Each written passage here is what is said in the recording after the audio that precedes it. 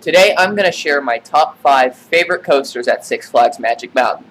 Just be aware, possibly your favorite coaster will not even make the list, because there are so many coasters at this park.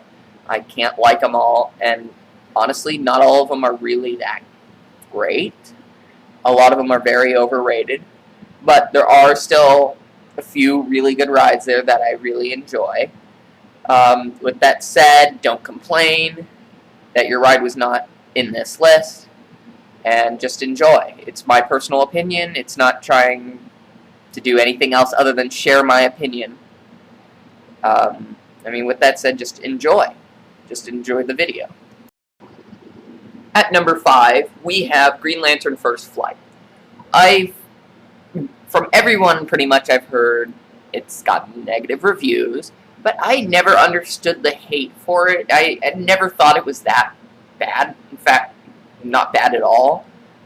Really, the only thing I can complain about is it's uncomfortable. But the restraints are just like Maverick at Cedar Point, like the new restraints. I've ridden it with both, the old and the new at Cedar Point, and I think it's just as bad as that.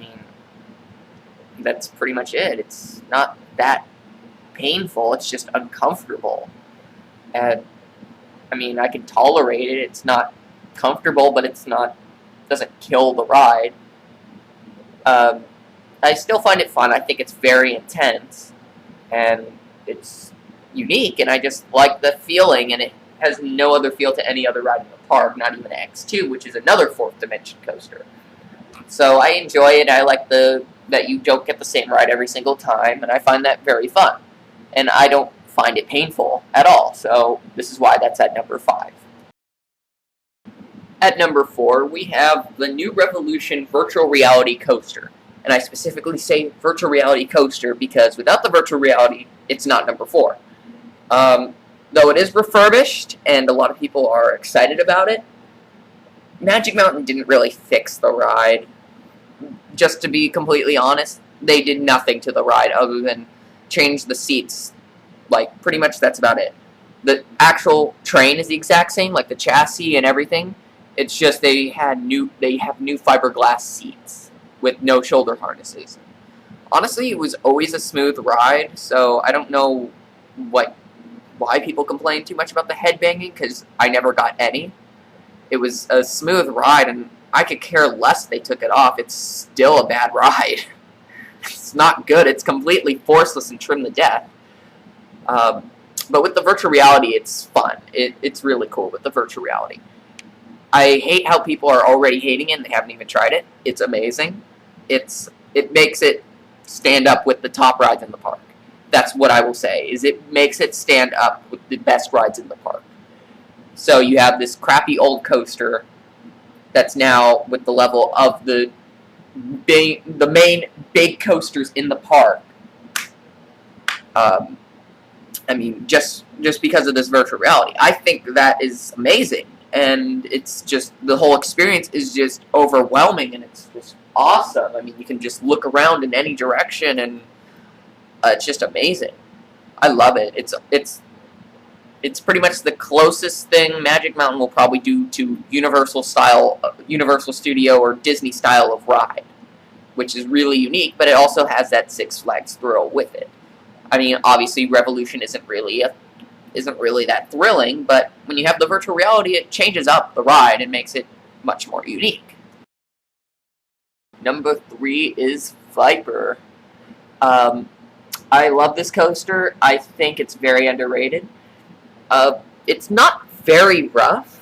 I never found it to be that rough. If you just push your shoulders up on the restraint, you won't bang your head at all. And it's one of Arrow's masterpieces. It's just incredibly forceful, and it's just, the inversions are incredibly insane. Everything about it is awesome from start to finish. The hang time on the corkscrews is amazing. The hang time on the Batwing is awesome. The intense G-force going through the 3 loops are intense. Just freaking intense. I'll black out through all 3 loops, and I won't see anything until I get to the mid-course.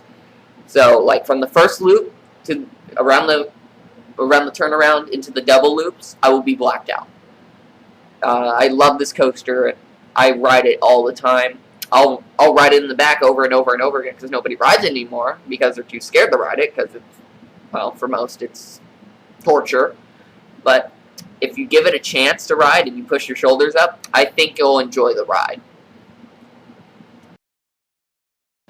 For the number 2 spot, we have Magic Mountain's newest coaster, like newest real coaster. New Revolution is not a new coaster, but Twisted Colossus is the newest as of now. It's the world's first dueling RMC hybrid. It's all the elements go together with the racing element, and you get to go around the course twice on the Mobius loop style track design, which is, if you don't know, you go around once, and then instead of just going back to the station and having there be 2 separate tracks, you just go back around and do the second lift hill. It's a smart system. I think the layout is perfect for what the park wanted to do. Now, does the airtime live up to what people say? Oh, hell no. The airtime is weak on this ride. Sorry, I had to say it. It's weak. There's some decent pops, decently strong pops of airtime, and then there's really weak sustained sections of airtime. I mean, it is all ejector, it's not floater, but it's on the weaker side of ejector. It's not East Coast ejector. I'm sorry, it's not. It doesn't compare to that. You barely come out of your seat compared to those. But yeah, it's still fun. I mean, it's the closest we got to over there, so I'll take it. I'm not complaining. And I think what they did was perfect. It's a family thrill coaster. It's not one of their high thrill coasters. So I can see why it wasn't airtime. It wasn't focused on getting strong airtime, because it doesn't have strong airtime, and it's not intense. It's meant for families. And I enjoy it, and I think it's awesome. I love the racing element to it. I mean, it just provides enough airtime to tide me over in between trips, which I need more airtime because I haven't experienced real airtime since, like, summer, so I need to go back and ride some coasters.